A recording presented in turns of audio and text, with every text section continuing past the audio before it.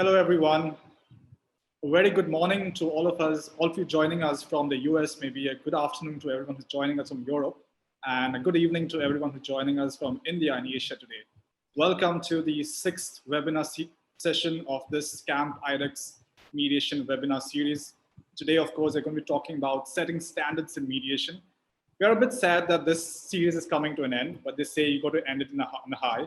So it's a lovely panel that we have today, and of course, a brilliant topic to talk about. So I'm going to get straight to it and start introducing you to the panelists today.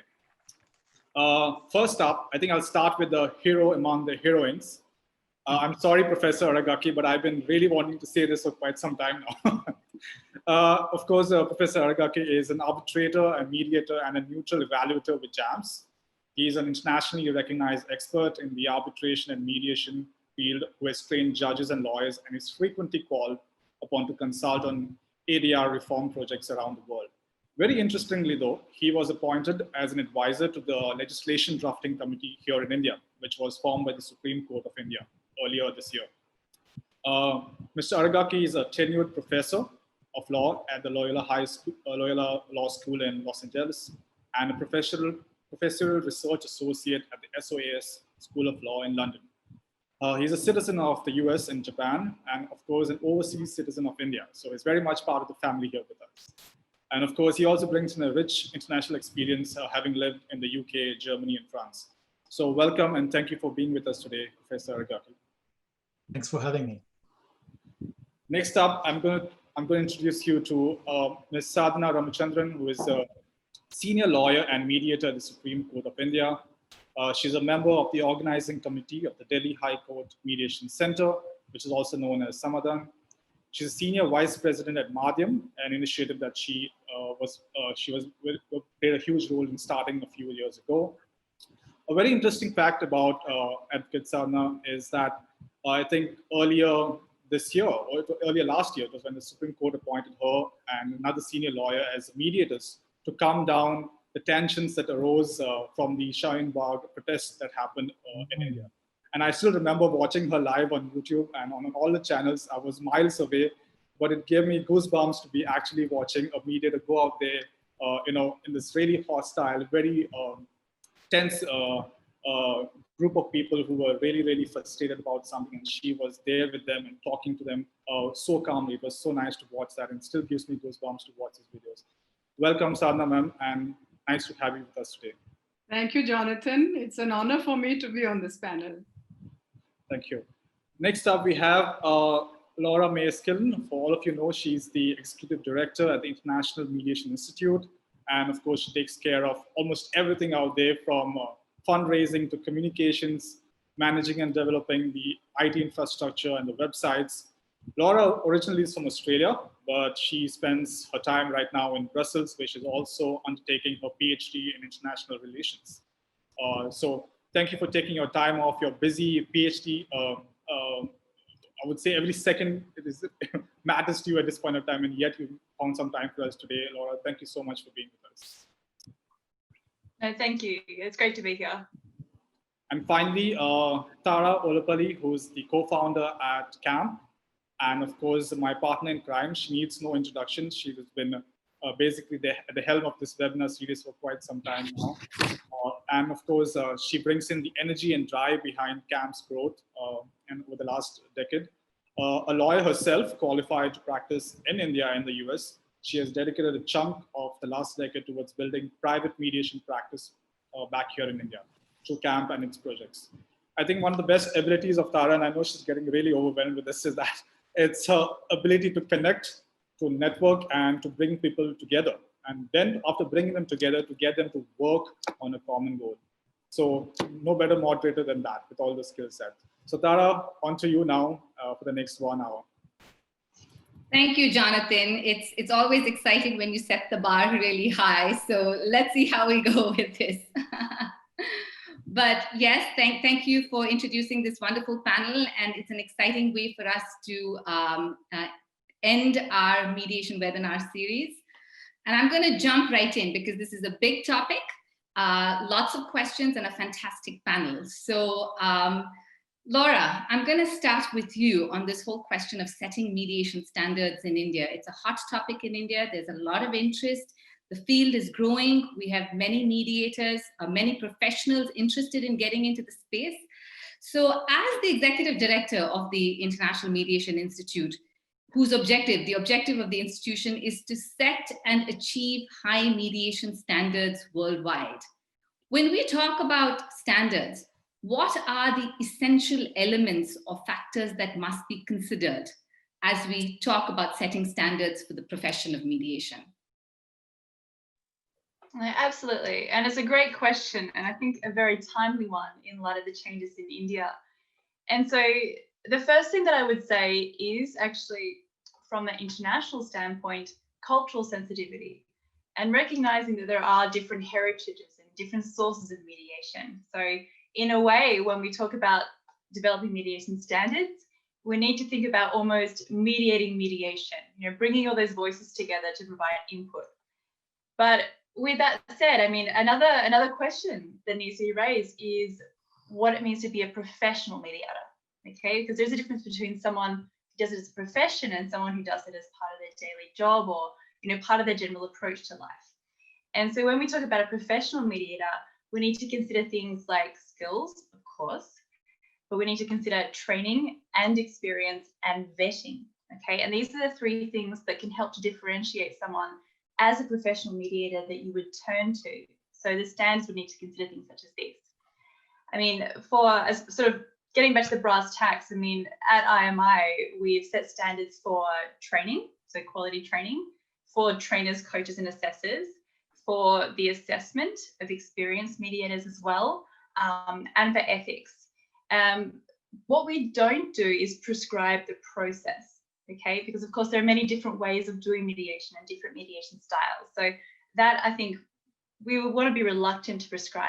But I think the one final element though to consider when talking about setting standards is the idea of independence, because I think it's inconsistent to have the same body delivering training and delivering assessment and setting standards, because they have that conflict of interest there, right? The sort of the fiduciary interest.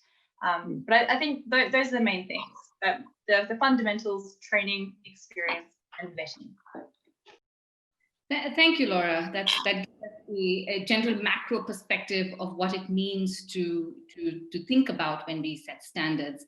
Now, Hiro, I'd like your perspective, especially considering the fact that you have been part of this mediation movement in the United States for the past 20 years as an academic, as a practitioner.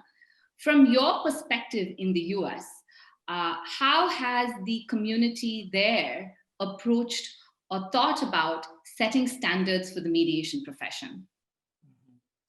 So, it's a great question, and it's a question that I think has had some renewed interest in the US.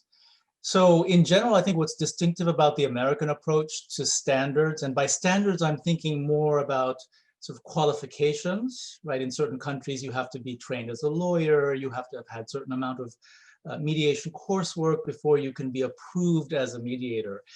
We don't have any of that in the US, at least not at the public level or the state's level. So the upshot is that anyone can hang a shingle and call themselves a mediator and start taking mediation cases, even without having done any training. Now, in practice, that's very unlikely, right? Because to actually get mediation cases, it's not an easy feat. And you typically have to be affiliated with a court program or a private institution that will actually feed you cases. But our approach in the US has essentially been to leave it up to the market to decide standards, right?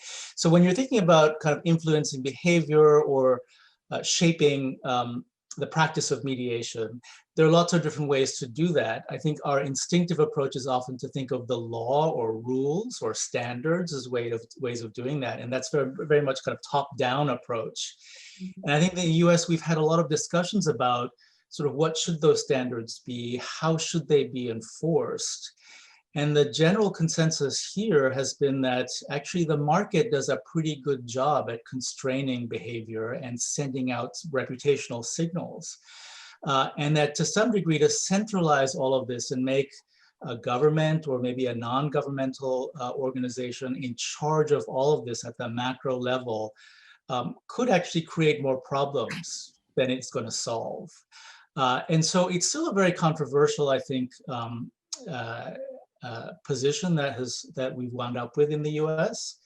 There are some people who are really pushing still for some standards in the US, but largely we've relied on the market as a kind of behavior and standard constraining mechanism. Very, very interesting, and that gives us a fantastic backdrop to bring Sadhana in as a professional who has traveled the length and breadth of this country, educating, training, mediating. How do you see standards working in India? We've heard Laura speak about it from the macro perspective in terms of an international organization, how they think about standards. We have Hiro who's sharing with us the American perspective, which is leaving it to the market to hold the standards. How do you see standards and setting standards in the Indian context playing out, Sadhana? Tara, I'll take a little while, so allow me a half a minute more than my allotted time. Absolutely. I appreciate Laura's, underlining the cultural aspects of standards. I think in the context of India, those are crucial. And in terms of modern mediation in India, Hiro's point about the market, yes, it's important. Ultimately, markets will decide, whatever standards you set. But India is diverse. So I want to make 3 quick points. The first one is that India is diverse. We are multicultural, multilingual, multi-ethnic, multi-religious, with culture changing every 20 kilometers, food changing, language changing. So that diversity itself is a challenge to any standards. And it's a huge diversity. The second point I want to make is that, we have a heritage of mediation in India. We like to say, and we believe, that we gave mediation to the world, because we have a heritage that we have it's not just part of our history, but we've actually lived that heritage in the sense and passed it on to the next generation. So we have concepts given to us. I'm talking of 1500 BCE, 4,000 years ago. We have the concept in the Vedic period, the early Aryans giving us the concepts of reason, wisdom, and prudence. And even today, when we test a settlement, we ask the 3 questions. Is it a wise settlement? Is it an efficient settlement? Does it maintain and improve relationships? So it's come, it's that far.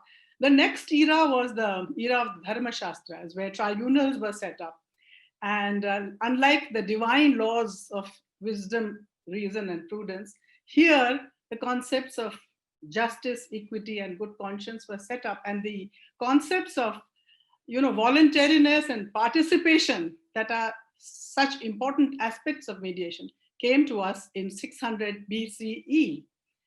2,500 years ago, the Buddha chose mediation to be the wise choice. And he says it's the wise choice because it looks at the future. It doesn't dissect the past. Then we come to the Mughal era, where there are so many examples of Akbar's court, Emperor Akbar, whose mediator Birbal introduced to the world an integrative problem-solving approach, finding the unobvious from the obvious. We call it the Birbal approach. And stories about how Birbal helped parties to solve disputes have been passed on from my grandmother to me and to my children, and I find them doing it with their children. So that's the heritage that we have, and it's a living heritage. It was only when the British came that the concept of justice became a clear-cut decision in an adversarial system. Till then, for India, justice was mediation in so many different ways. So to go back to illustrating the diversity, I just want to take 2 examples to show you the challenges that any setting of standards can have in India, and we must recognize them and work with them. The first example I'd like to give you is from the northeastern state of Nagaland. the Chief Justice of Guwahati had asked us, Guwahati High Court has asked us to come with an awareness program for the Northeast, especially the state of Nagaland. We went there and we thought, you know, the Nagas are a wonderful tribal community. There are 17 tribes of the Nagas in Nagaland. The rest live elsewhere. All 17 have different languages. They don't speak each other's languages. They communicate with each other, these 17 tribes, through a language called Nagamese. And this Nagamese language doesn't have a written script. And in that environment, when we went, we were really so pleasantly surprised to find that without knowing the nomenclatures of mediation, the hierarchy of the village council, then the village panchayat, and then, you know, the village appellate customary court, which coexist with the normal judicial courts. I mean, mediation was being practiced without their even knowing it. They were making the opening statement. The wise old man known as the Gaon Buddha, he gathered information. He had his joint session. He had his separate sessions, his private sessions. He unearthed interests, underlying interests of both the parties. He encouraged them to throw up options. He helped them to select options. He spoke of confidentiality, voluntariness, all the tenets of mediation. We were really surprised to find. So how do you set standards for a region that has been practicing mediation for centuries?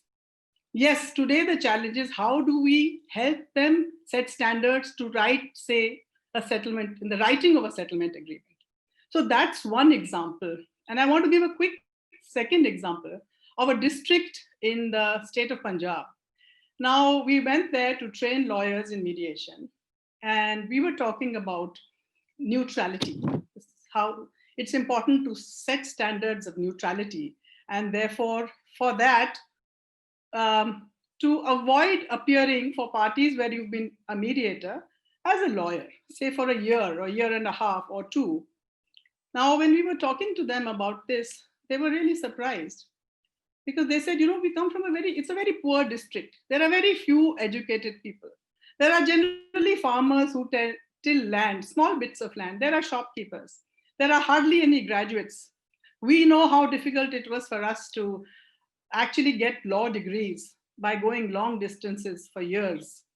Now we are the elders and leaders of this community.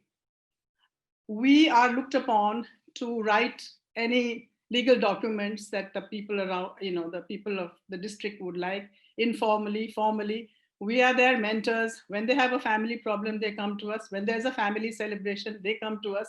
When they need money, they come to us.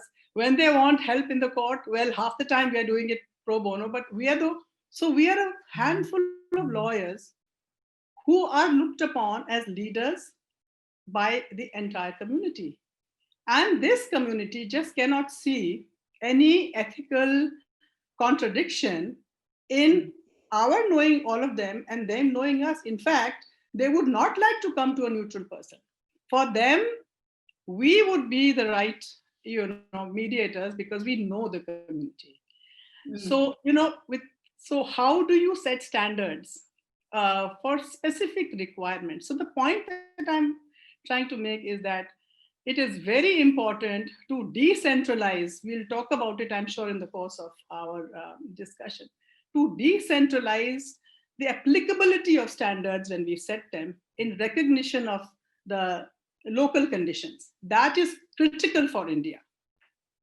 Absolutely. And I think those are such strong examples that you have raised in setting standards is not a uniform process, especially in a country like India with the diversity. But that said, I'm hearing there are essential concepts of, as you mentioned, wisdom, reason, prudence, trust, that form the basis for this practice, that there is a process, whether it comes intuitively or whether it comes practiced. There is a process that the mediation process prescribes that our mediators are to be followed. So absolutely, I think what we're all on the same page that there needs to be the flexibility with respect to setting of standards. But that said, there is a core that needs to be established when it comes to setting standards. Now, moving on to the next segment of our conversation on the implementation. And yes, we're talking about a more fluid, flexible process. But at the end of the day, the idea of talking about standards loses its value when we don't think through how these standards could be implemented. And there are different ways jurisdictions have approached it. For example, in the United States, it's left to the individual organization to implement standards, or in countries like Australia or Turkey, there is a strong governmental intervention, or the government body is present to be able to uphold and implement standards. And also now in light of the Singapore Convention, we're talking about, is there space for an international organization to be playing this role of guiding the implementation process?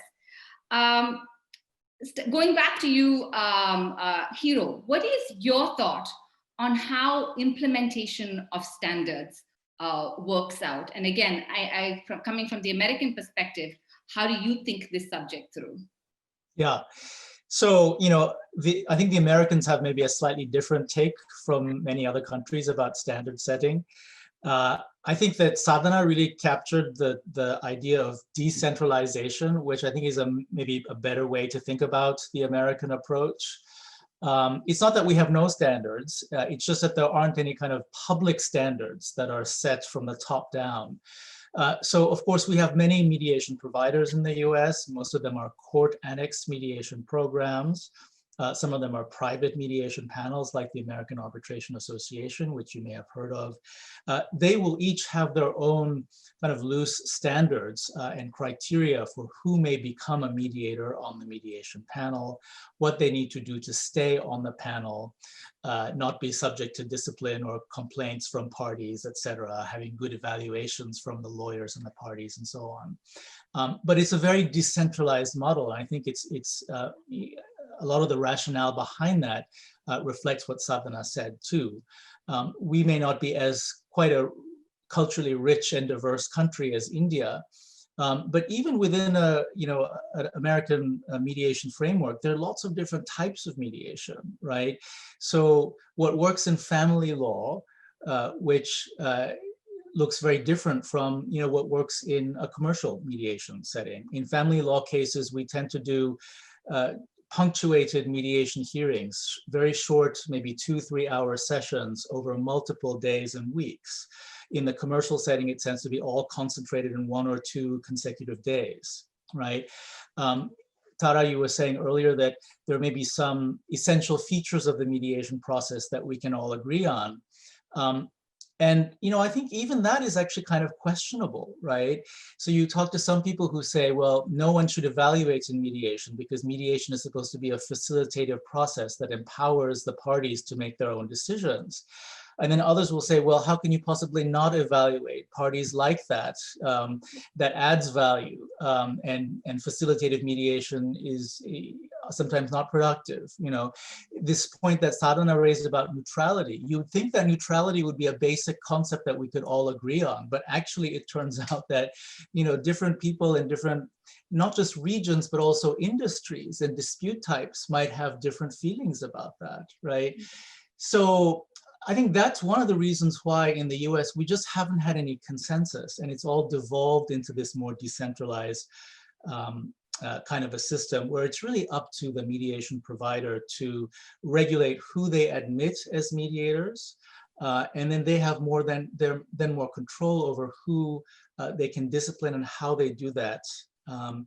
If we're just trying to regulate ad hoc mediators out there who are largely functioning independently, I think that becomes very difficult for a public body to oversee. Now, I know in India, there are different considerations, right?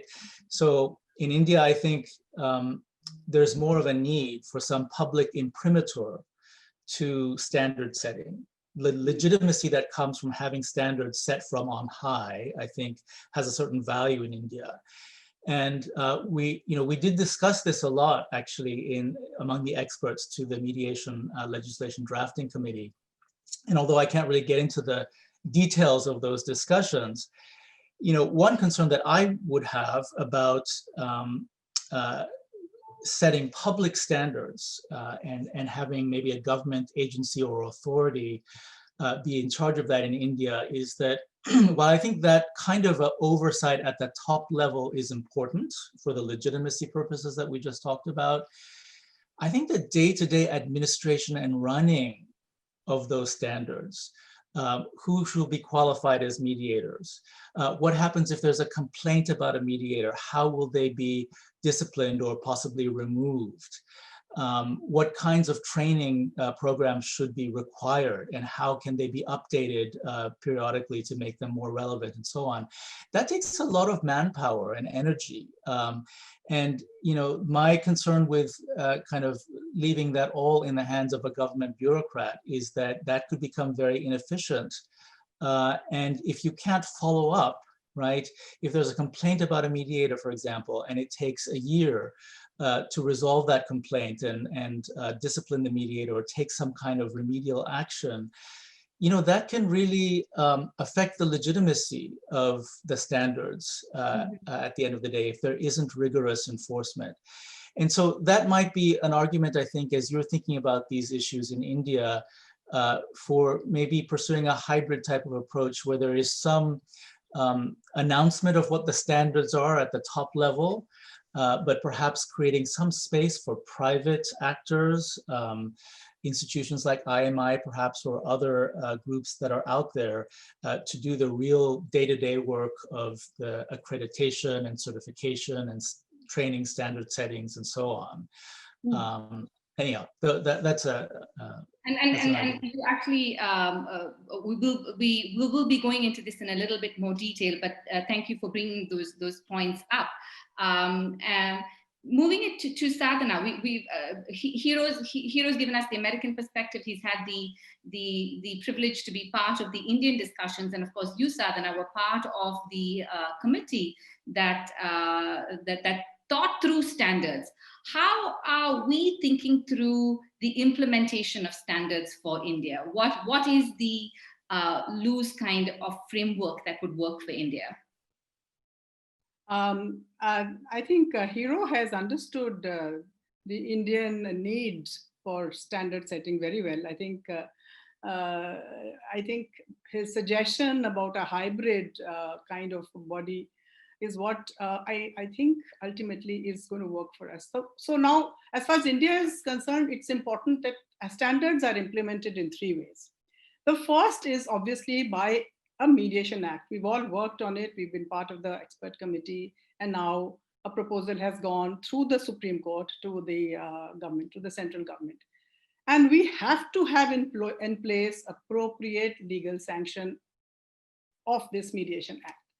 There is a strong need for a comprehensive legislation for several things: to promote mediation, to facilitate mediation, to consolidate and amend the existing laws on mediation, to encourage private mediation, to ensure professionalism, and we are talking of standards, high standards, and to provide the platform to use mediation for a wide range of disputes, both domestic and cross-border.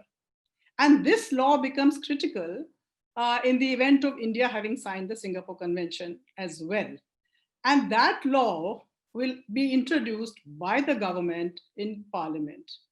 So government has a very major role to play as far as the standards being set by legislation is concerned.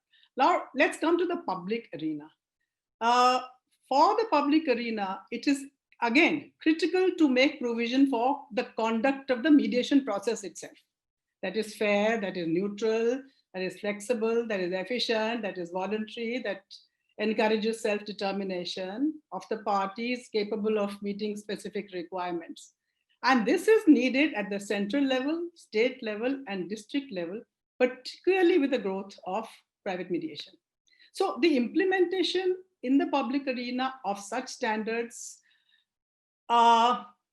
is very important, and it is the capacity to decentralize setting standards in a flexible way to suit the local state requirements and district and community requirements that I was talking about earlier. All this is possible really through the government, which also under our several new legislations that have come in the last 8 years has a very important role to play. For example, in setting up under the amendment of the Companies Act, a mediation panel, etc. I can talk about it a little later when we're talking. However, I have a caveat over here. The role of the government is important, both in legislation and in the public sphere. But it's important how they do it. Now, it's important for government to play an advisory role. As Hiro said, the leadership role, the top credible factor that is going to lay down these standards. And then, so the government, what I think would work for India is that the government has an advisory role, but the government sets up an autonomous body, the representation of which is again critical. Because this body must be represented by the judiciary, by the legal profession, by government, by accomplished mediators who have done wonderful work like CAMP for the last 15 years, representation from court and ex-mediation centers that have been running very well for a long, long time, eminent academics who have been part of research and teaching ADR and mediation, representations from commerce and industry, particularly in view of the Singapore Convention, public welfare representation from the community who are important stakeholders. But at the end of all this, what is crucial is the Federation of Indian Mediators that is on the anvil. And I call upon all our mediator, our institutions, our service providers to please put your act together. Because ultimately, at the district level, at the decentralized level of the community, the district, when the Federation of Mediators representatives work with the local government and perhaps even the local bar associations. Our Chief Justice has been talking of a mediation bar in every court. So it will have to be that kind of very, very comprehensive setup which India needs, with the government on top, with a leadership role, an advisory role that sets standards that Hiro was talking about. I think I would say it's the other way around. The accreditation, the certification will need to perhaps come from the autonomous body, and the regulation should come at the local level. So we will have to have in India, of course, it's work in progress. We don't know how it will ultimately pan out, but as we see, this is the model we think will work for India. Brilliant. I think that's so well articulated, Sadhana, because I think it captures the need for India to have government involvement, but at the same time, we have to be able to strike that balance between protecting of standards and over-regulation. So this structure, the hybrid structure that both you and Hiro are talking about, makes a lot of sense for the Indian context. Turning to you, Laura, where do you see the role of international organizations like IMI working with governments, working with private organizations, whatever may be the model every individual state adopts? But what is the role of international organizations in implementation of standards? I think, again, it's a good question. And I think as well, generally, I'm in complete consensus with Hiro and Sadhana. I think they've made some fantastic points about, the need for flexibility and for customizability in particular, right? And so for that reason, mediation can be implemented differently in different states. But where I see the role of IMI, because this is our reason for being, right, to have international standards, is to firstly help in this sort of globalized era, where we have the Singapore Convention on the enforceability of mediators settlement across borders, where we have people doing cross-border work, whether it's face-to-face or whether it's because, you're working with a platform that's in another third-party country. I mean, in those kind of situations, people won't know where else to go to. how do you find a mediator in Uzbekistan? Okay, do you know somebody there? Maybe not. So in those circumstances, you look at an international standard. So it becomes very important. There's another role to play as well, and that is, I mean, I think that with the growth of the regulation described by Sadhana in India and sort of ongoing developments of certification there, this will become less relevant for India. But another role that international standards play is helping where those local standards don't exist at all. Okay, where, you know, it's an underdeveloped mediation market, where there's no difference between, you know, as Hiro said, someone just putting up their placard and calling themselves a mediator, and someone who does have this this background, this training, this skill set, right? And so in those sorts of circumstances, a body such as IMI can help to differentiate even locally. And certainly, I mean, even in some countries such as Australia, which, as we know, is my home country, so I have a little fondness there. But we know that there are some standards there, and as a regulatory body, and yet mediators in Australia seek IMI certification as to differentiate themselves from the market and say we meet not just local standards but international standards. Okay, so yeah, so those two are particularly important. But I would add a third thing on top of the sort of localization and top of the globalized world, and that is the ability to retain independence. And so I think that what Sadhana has just said into this hybrid model, right? So regulation set by government, but perhaps a bit more of an autonomous organization for standard setting. I mean, it reminds me of the SIMI model, and I think could be really promising because there is that need for independence, right? And to that, it's not just about independence from the training organization or from the provider organization, but also perhaps a bit of independence with relation to what mediation is, okay? Because is mediation something which is just done by lawyers? Is it something which is just in the legal and corporate sphere? Is it just done in courts? Or does it also include sort of family mediation done by psychologists or therapists? Does it also include peace mediation? And so I think that's one potential danger with sort of local standard setting, is it can exclude people who are mediators, who do have the skill set, who can help, but they're not recognized. And we see this in some countries. I mean, you mentioned Turkey, and there mediators are required to be lawyers. And so what about these people with this fantastic skill set, which are actually being excluded? And so I would say that those are the three main roles for a body such as IMI. And I mean, it's to that end that, you know, we support governments in regulating and so on. But you did also just mention at the end there sort of enforcement. And I mean, who can enforce these standards, right? Who can enforce this regulation? And I think that actually Hiro is bang on the money in terms of users users actually enforcing standards, all right? I think there is a particular role for them to play and say, well, you know what?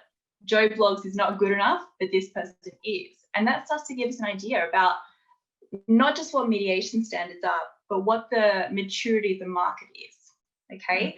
Because as users start to understand mediation more and more and the process, they're going to have higher expectations, which we want, right? Because that means we're probably going to have better mediation overall. But of course, to that end, we also need to educate users, which becomes very important. Yep. Fantastic. I'm moving to the next section, which I know our audience is very interested in, and we've had a lot of questions on, which is in the past 6 series, not just on this one, but in the past 6 series that we've had on training. So there is a lot of interest on training. And my first question to you, Hiro, mediation is a skill-based practice. And that said, the 40-hour training program has become the norm for training. There are numerous practitioners out there who feel that the 40-hour training program is inadequate. I'd like to quote Bruce Edwards, who has a training entity, the Edwards Mediation Academy, who's actually written on this. And I like the way he puts it, to quote, "To illustrate the absurdity of minimal training to be proficient in mediation, I often ask my mediation students to envision themselves seated on an airplane and ready to pull back from the gate when the pilot comes on to the public address system and announces, Ladies and gentlemen, welcome to Flight 123 to Washington, D.C. You'll be happy to know that I just completed the 40-hour course on piloting this new aircraft, and I'm looking forward to our first flight together. Not exactly confidence-inspiring. So we get the point.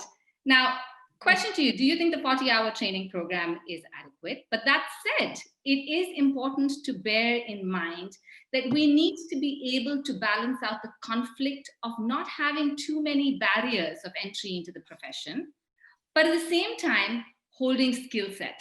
So your thoughts on that? Yeah, so this is a very rich topic. No, I don't think it's adequate. Obviously, it's not. So the analogy that my mediation mentor used to give was medical school, right?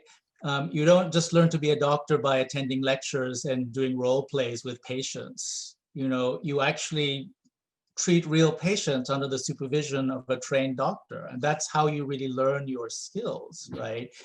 And if mediation really is a skill like that, shouldn't mediators or potential new mediators also go through that kind of supervised training with real cases and real disputants? It's a world of difference doing a role play, right, with a fictional dispute and a real dispute with real lawyers and real clients who are invested in the outcome. And so that, I think, is what really needs to be done more and better, right? You asked about barriers to entry and whether a 40-hour mediation training would be a barrier. I don't think it would be. You know, people study for years to get a degree to enter a profession like medicine or law. Actually, my question, Hiro, is that if we put in more than the 40 hours, if we have much more, are we creating more barriers of entry? Does the 40 hours create a minimal standard? Yeah, think about it, even if you doubled that 40 to 80, or maybe even tripled or quadrupled it, it's still less than a semester of work, right? And I guess the point I'm trying to make is that people spend years training to enter different professions. 40 hours, 100 hours, 200 hours is nothing compared to that. So I don't think so. And I think the other point that I would put out there is that, you know, I think in many ways, there aren't enough barriers to entry to the mediation profession. And maybe that will strike some people as controversial and against the grain, but the reality is that it's very easy to sign up for a 40-hour mediation training. But very few of those people will actually be mediating cases. There are lots of people who have done trainings and have had no actual mediation experience at all. Even those who actually get mediation cases, they're not getting a whole lot. I mean, it's, I think, a well-known secret now that there are many, many more mediators out there than there are cases to be mediated, right? And so one of the problems with the 40-hour training is that it's holding out this promise that if you do this training, you'll become a mediator, in an implicit promise. But that's not always going to pan out. I think the more effective trainings are the ones that are done by actual mediation service providers who are able to say, well, if you take our training, at the end of it, you will get a couple of cases and you'll be supervised by, you know, the director of the High Court mediation program, who will see how you actually do in these cases. And depending on that, maybe you'll advance to a next level and start getting more of these cases. So I think that's really where the rubber hits the road, so to speak, is once you've done the 40-hour or 100-hour, whatever training it is, you then move to handling real cases under controlled supervision by seasoned, experienced mediators. When I do mediation trainings, when I've been asked to do trainings in different countries, I always ask, what's the follow-up? What happens after I give the 40-hour mediation training? Because if you just leave trainees with that and you don't have a system in place for them to start getting real cases and being supervised in those real cases, it's like, you know, the pilot in your example, right? You've done the 40-hour pilot training or the 400-hour pilot training for that matter, but you still haven't piloted a plane. You know, and so, you know, my sense is that there's a big difference between doing these role plays and doing a real case. And I'd like to have us start thinking a little bit more about maybe even shrinking the mediation training opportunities, because those are already plentiful, right? The real training occurs when you get these actual cases in a more controlled, supervised setting. And that doesn't happen nearly as much as the 40-hour training. So if we could somehow kind of up that, increase those kinds of opportunities, I think that actually would be more helpful. So to push you a little bit on that, to push you just a little bit on that, what would you consider as a strong foundational training come experience for the purpose of our audience out there who are very interested to learn more? What would you consider as an ideal framework to start calling yourself a mediator? Yeah, so there's no one right answer to this, right? But if you're asking for my opinion, I think the 40-hour training is fine as a starting point, but it's just a starting point, and I think what you really need is to get a couple of cases under your belt with a seasoned mediator. Maybe it's that you're co-mediating with them, or you're the mediator and they're shadowing you, or maybe you're shadowing a mediator. You need some kind of experience with real cases, I would say. And obviously there's just a limit to how much of that kind of experience can be provided. You have to get consent from the parties to shadow a real mediator, or to be a kind of guinea pig for the mediator in training, right? So it's a very cumbersome process. Yeah. So there's going to be an inherent limit to how much of that we can require. But I think the really good training programs that I know about, so for example, with many of the court annex programs in the US, they'll give you the 40-hour mediation training, and then they'll put you through one of these kinds of real mediation type situations. You'll have a number of them. And then you'll be kind of supervised and monitored as you do your first several cases. And it's really depending on how well you do in those settings that you either do continue to get cases as a mediator on that panel, or you actually end up not getting that many cases, and you remain on the panel maybe, but you just never get any cases. And so I think integrating some of these kind of real disputes in the training is something that's I think critical.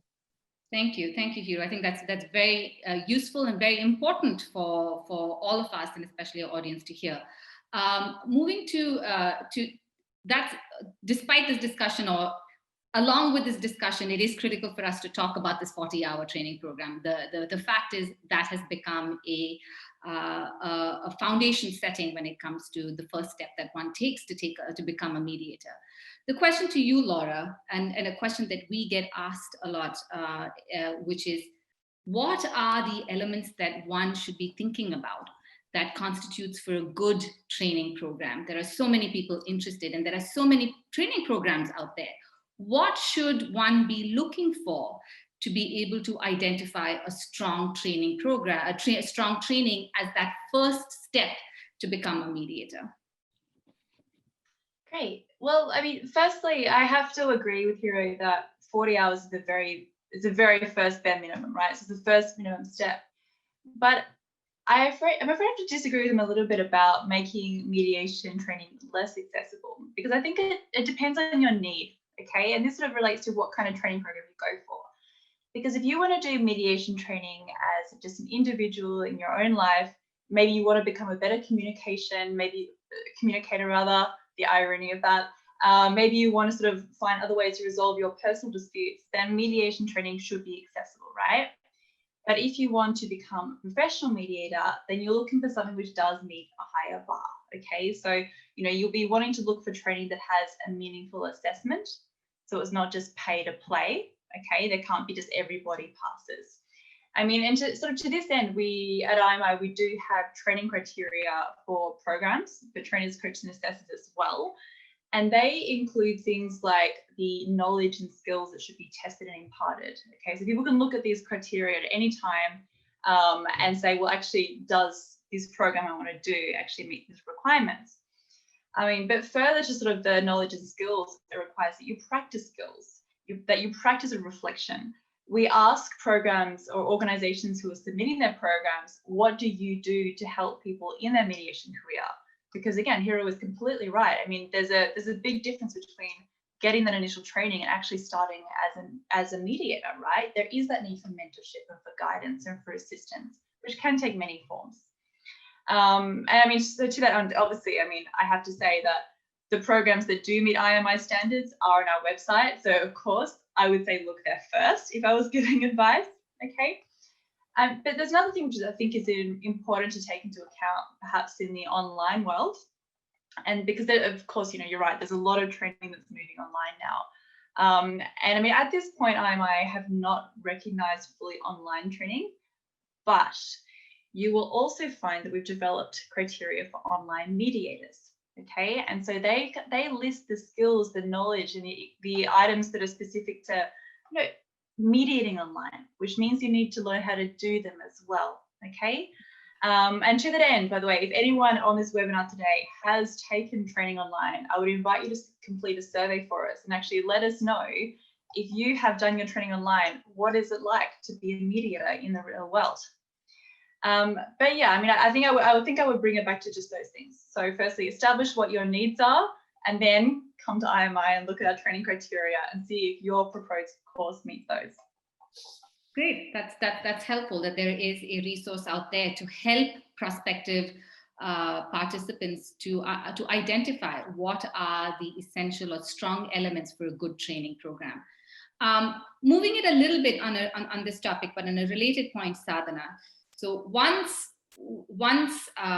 the basic training, skill set, or practical experience a mediator undertakes and calls himself or herself a mediator, thereafter, seasoned mediators like yourself do engage in hours of reflection, in hours of sharing, debriefing, and engaging in continued education, in continued mediation education.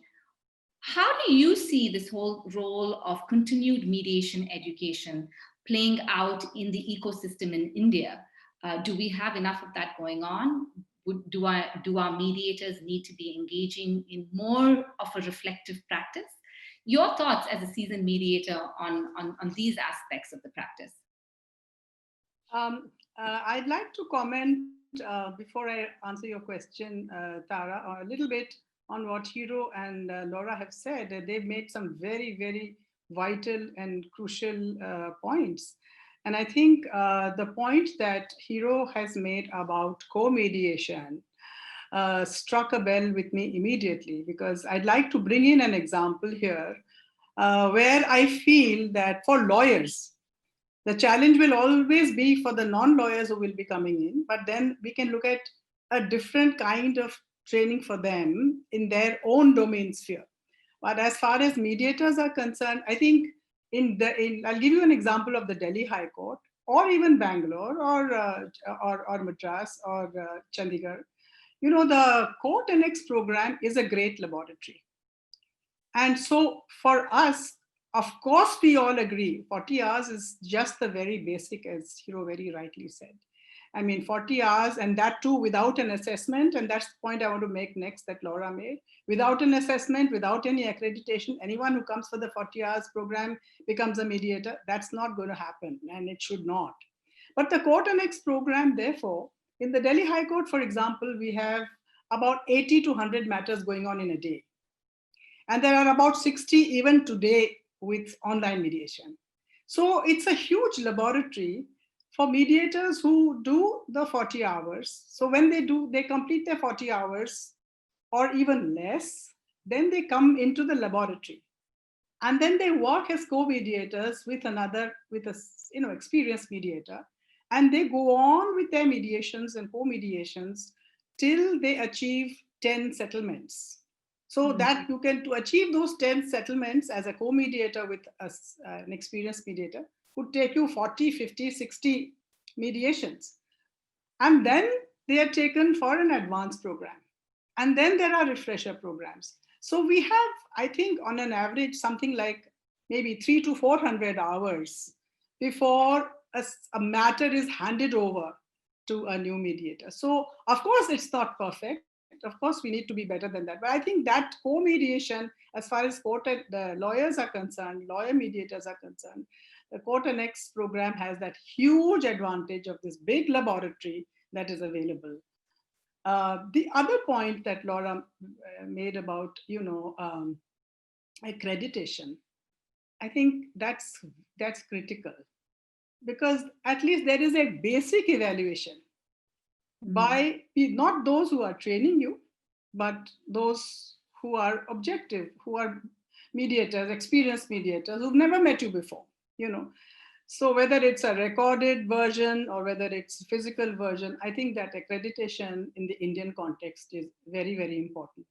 And if I may just go back for a few seconds on giving an example of the last segment, which I wanted to do, but I somehow missed, is that of the multi-door courthouse that the Delhi High Court is, where when a client walks in, there is and lawyers are all, bar is very sensitized. So the lawyer you go to will guide you. Okay, in your case, the appropriate forum is arbitration. In your case, it is mediation. In your case, it is the Lok Adalat or the people's courts. In your case, well, litigation.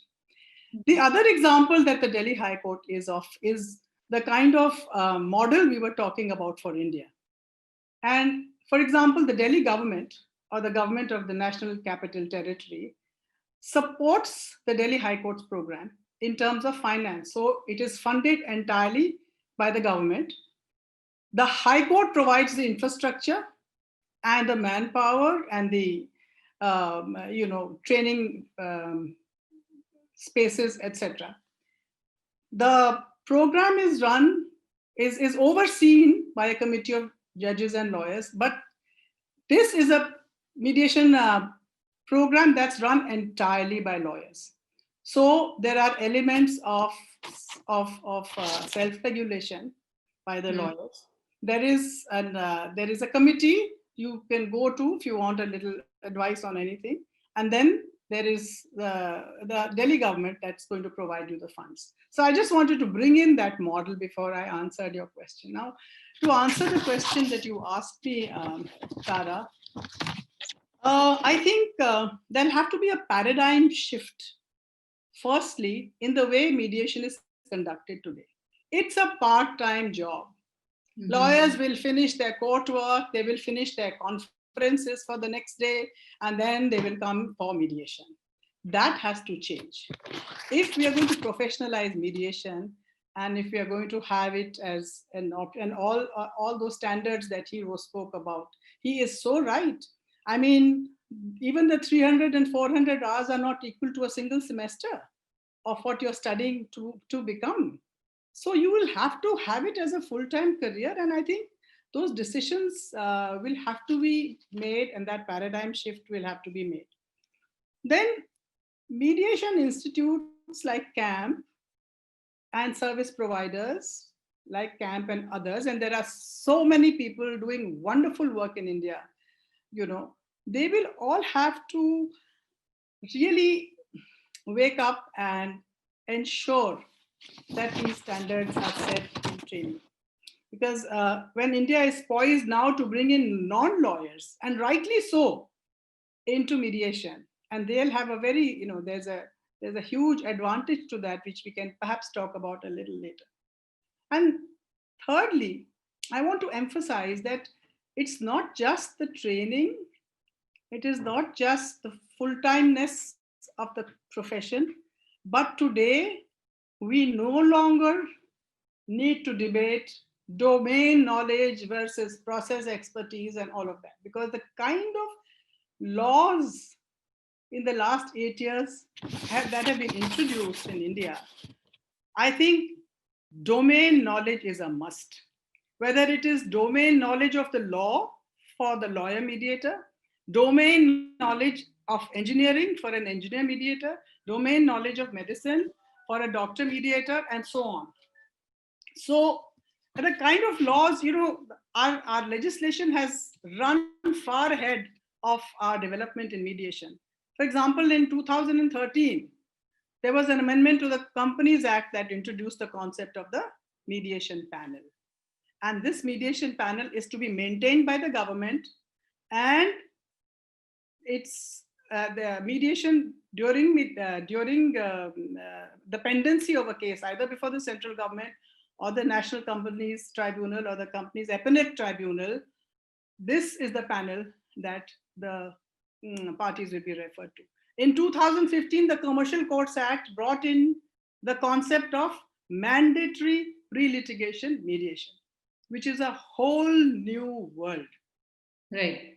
Very, very specialized in the world of commercial law. In 2016, we had the Insolvency and Bankruptcy Code, which brought in the role of the resolution professional.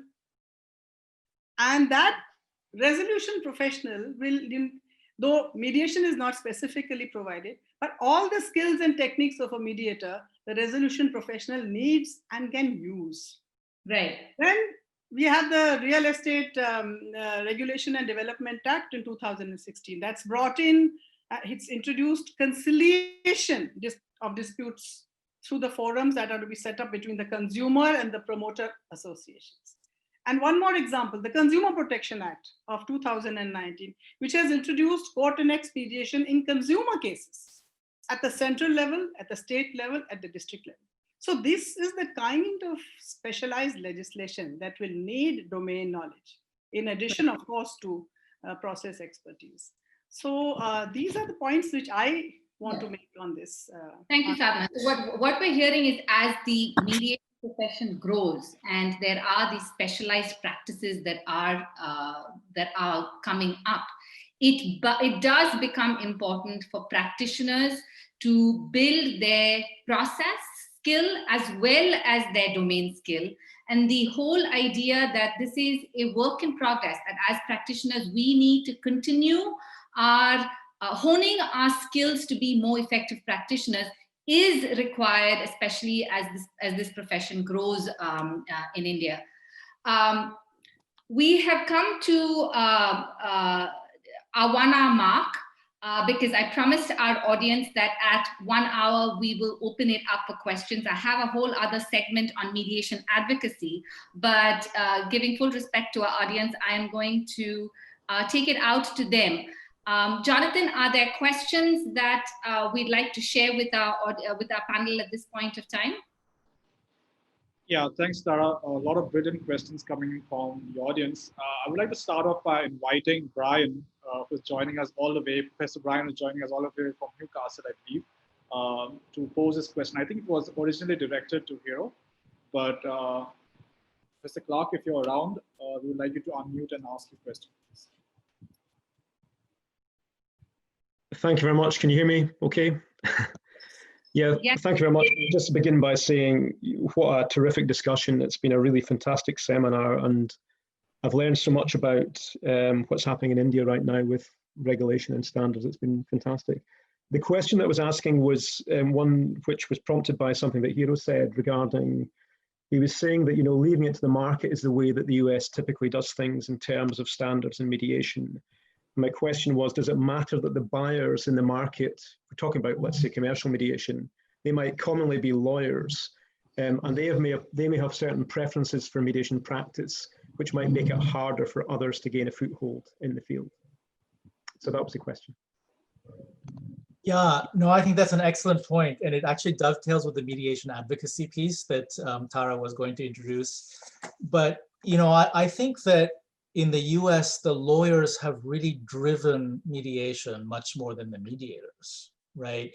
So when we're thinking about what's the underlying interest in standard setting and so on, is it to regulate mediators, or is it somehow to shape or regulate the mediation process and what we want that process to look like? If it's the latter, then just regulating the mediators is not enough, right? Because you need to start regulating the other actors in the room. And the principal other force there is the lawyers, right? And so I think Brian is entirely correct that in the US, for example, lawyers want evaluative mediators. They want people who've had experience as judges, right? And that has really kind of changed the complexion of mediation in the United States. All of the training in the US started out with a very party-centric facilitative model of mediation. And that basically kind of got thrown out of the window in the commercial space because lawyers who are used to advocating in court and getting evaluations and judgments, wanted mediators who were not facilitative. They wanted directive mediators.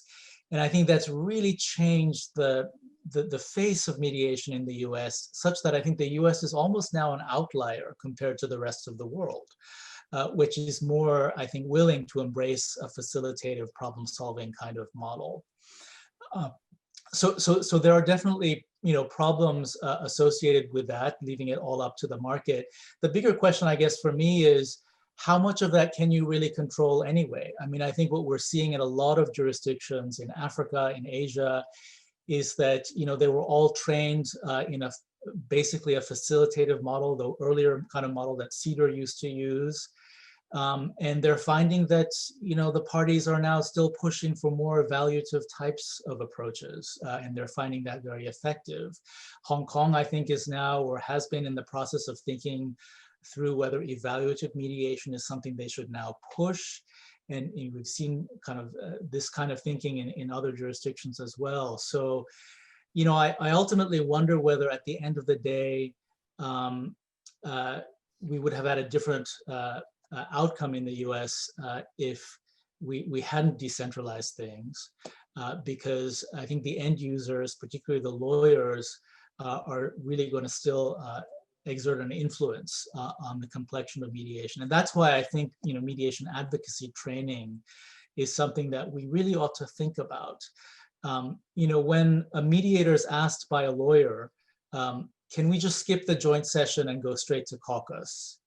Or can you give us an evaluation? Or we need an evaluation. We want you to be more directive. A mediator who's trying to make a living as a mediator and wants to get repeat business, it's very difficult for them to say, well, no, that's not how it's done in mediation. This is how I'm going to do it, right? And so mediators are to some degree beholden to the lawyers. And I think if we really want to kind of shape the mediation process, we need to think about the advocacy piece as well. And on season 2, we promised to have a whole bunch of sessions that is focused on mediation advocacy, because you couldn't have said it better. It is an extremely important piece of the mediation puzzle, that we identify very clearly the role of the lawyer in a mediation, and how a lawyer can effectively use the mediator and the mediation process to the benefit of his client. So to our audience out there, that's going to be the next, the focus of season 2. Go ahead, Jonathan. We have time for a couple more questions. Yeah, next up, I would like to invite Jawad, who's got a very interesting question. Jawad, if you could quickly pose a question to our panelists today. Thank you, Jonathan. Now, my question to all the panelists is that, mediator requires to have some basic qualities like empathy, self-restraint, freedom from, biases like racial, communal, gender biases. Now, obviously, the 40-hour training is not equipped to assess these qualities. So should there be some screening of potential candidates to eliminate candidates who may fit into what we call as high conflict personality types? Actually, Laura has answered by saying that, I hope you don't mind, Laura, if I read out your answer, it's there. She says, Jawad, the very first time I did the Thomas Kilman test, I was the shark. So I've replied that, noted Laura, I was the ostrich. But what I'm talking about are people with very strong biases, gender, caste, communal, racial. For example, a religiously bigoted person may have a strong view on homosexuality or abortion.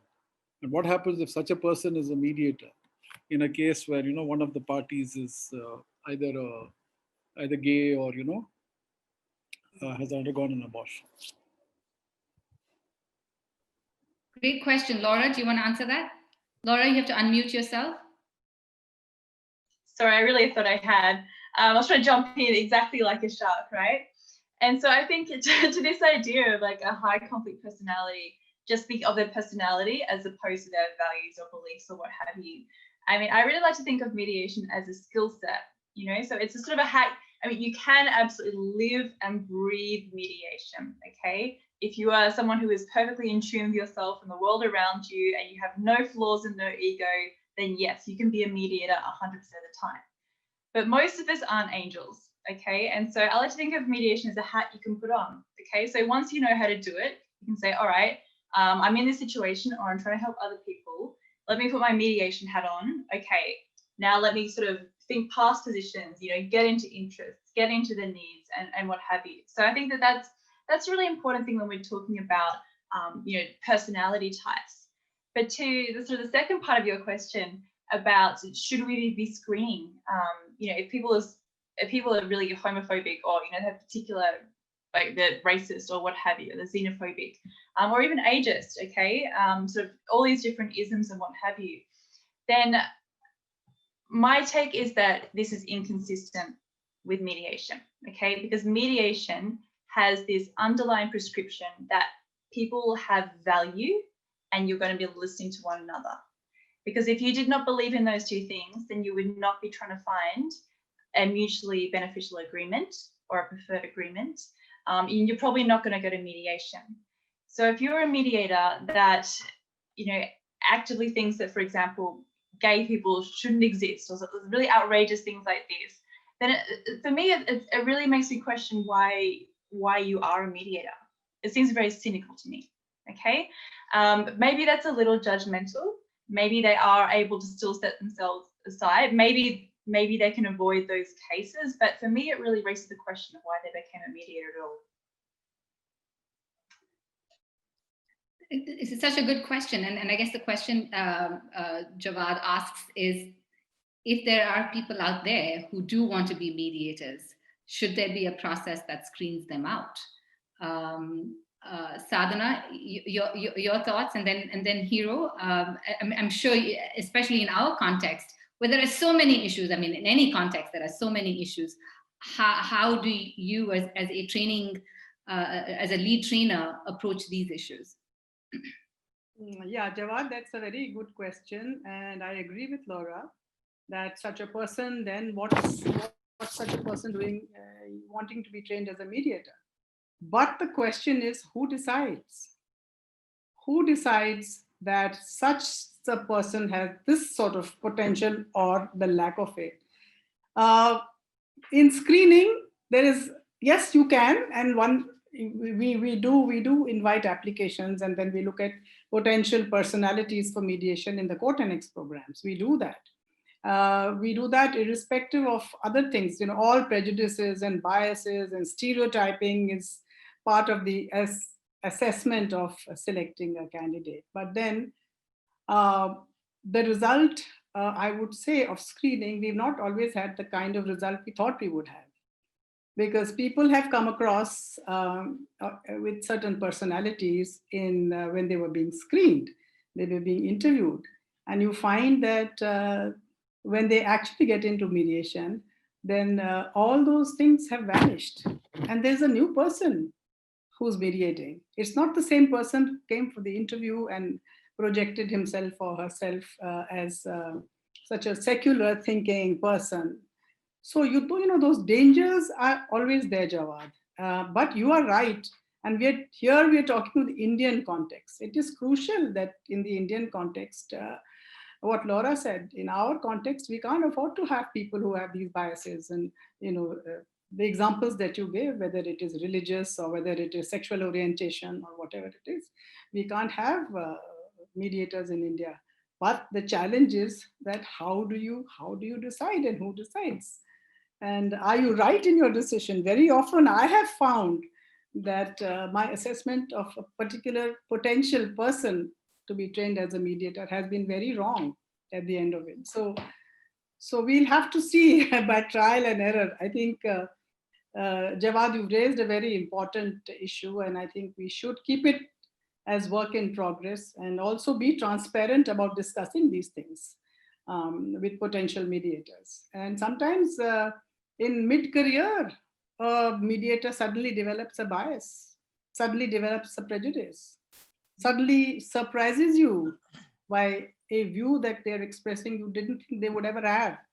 And that is why when Tara said this continuing education, this continuing sensitization, this continuing training, and the trainers also exposing themselves, you know, we have to sharpen our saws first. If I am not physically fit, emotionally fit, socially fit, spiritually, by which I don't mean religious, if I'm not fit myself, how am I going to train the others? So we also need to look at ourselves as trainers and make sure that we are going through the cleansing process ourselves also. Fantastic. Because there can be a lot of subjectivity in all this, you know. Yeah. Hiro, you wanted to add to this very pertinent question? If we have time, yeah. So Javad raises a kind of very interesting question. Can you be a racist and a mediator or something like that, right? And, you know, I guess I want to disagree a little bit with my co-panelists about this. Not that I'm endorsing racism or homophobia at all. But the reality is that there are very, very effective racist mediators out there. There are people with all sorts of biases and prejudices out there. And I think the idea that we as mediators can be biasless or prejudiceless is really kind of unrealistic, right?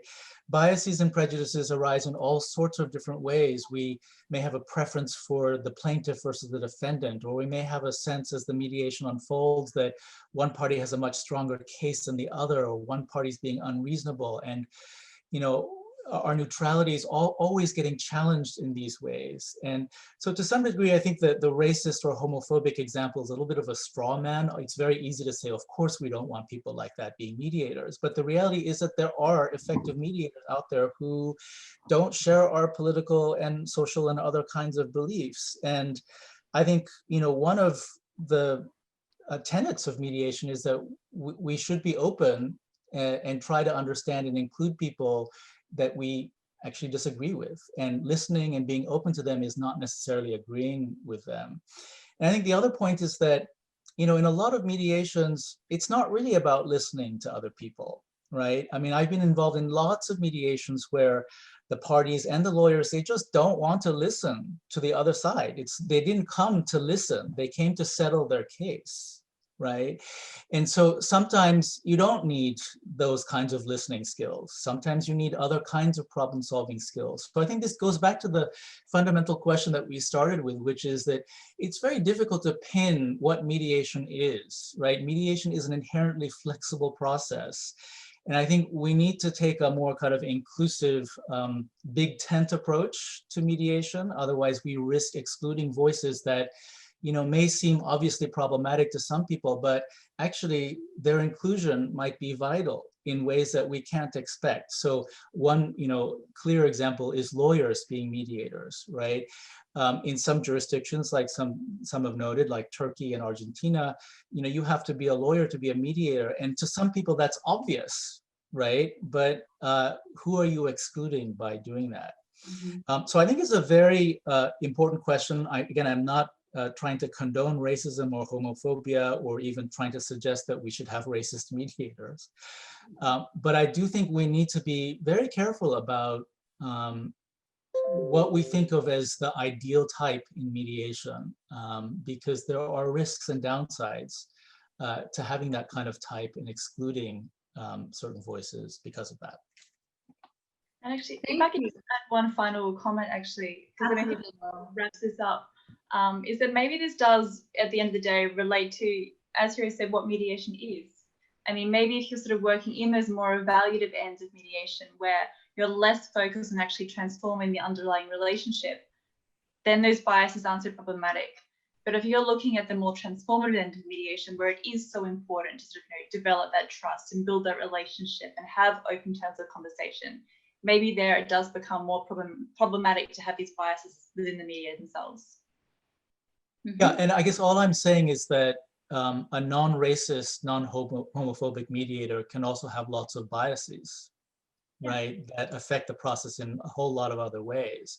And so when we just focus on the racists, you know, we potentially are forgiving the non-racists who might be biased in a whole host of other crucial ways. That is why I wanted to underline who decides, you know, it's not an easy answer. And at the end of the day, to also remind ourselves that mediation is a voluntary process. And at the end of the day, it's the client who decides. And if this mediator is presenting himself as biased, as impartial, the client does have the power to walk out of that process. And that's a very important aspect of the power of this process that needs to be noted to balance out these imbalances that are inevitable with human beings playing different roles. So great question, Javad, thank you. And unfortunately, you've been a fantastic panel, a fantastic audience that has been so engaged. We have so many questions. We are going to try and answer as many of these questions as we can. I did mention to all of you that today is the last session of season 1. We hope to have a season 2 by the support and encouragement that we've had from all of you. I'm quite sure we will have a season 2, but I'd like to bring on board Vikas Vij, who has been our partner through this, who's been a strong supporter of mediation. He leads IDEX Legal. I'd like to have Vikas show his face so we all know the man behind the power of this collaboration. So thank you, Vikas, and a few words as we close, as we have the privilege of closing season 1. Thanks, Tara. Thanks, panelists. It's very dark here because I'm in UK, but the light hasn't shone through because it's grey and dull, so I think it's quite dark. But it's been a great panel, and I've really enjoyed listening to this conversation in the background and just talking about how mediation can play such a fundamental role, especially in India. And I know Tara and Layla have done a great job last 5 years of building up CAMP, driving home this conversation around mediation. And it's been really exciting for us to work together in partnership to put this series together. It's something we've been talking about for a while, and we managed to put it together pretty quick in the end in the last couple of months. And it's exciting to hear about season 2 as well. So we're really looking forward to how we can plan that out, even developing other ideas around the training, that has been discussed on the program. So, we're really kind of brainstorming how we can drive home, mediation as a real significant tool, for the market in India. And it's been a pleasure, working with Tara, working with CAMP, and just and listening to the panelists over the last couple of months. So thanks for being part of the, being in partnership with us as well, Tara. Thank you all. Thank you very much. Thank you to our wonderful panelists. We couldn't do it without the support of all of you. So stay in touch with us at CAMP. Jonathan is available anytime. I just want to come in, Tara. Just a quick remark. They're going to be making a report of all our sessions with the recordings, summaries, and maybe a few clippings, and also the Q&As, which some of them we have to still get back to you with. So we're going to make sure they have a nice report sent to all of our attendees at the end of all this, together working with IDEX Legal on this project. And I know they're already teasing you with season 2, but yeah, once again, it's been a pleasure. Tara, you may have the last words. Thank you all. Good luck. Stay safe. And we look forward to reconnecting with you over season 2. But before then, to be in touch with us, to all work collaboratively to get mediation as part of our dispute resolution landscape. Our planet needs it. Our legal system needs it. And it can only be done with all of us working together to make mediation that default mode of dispute resolution. So thank you. Stay safe. Stay healthy, and we'll see you soon. Bye-bye.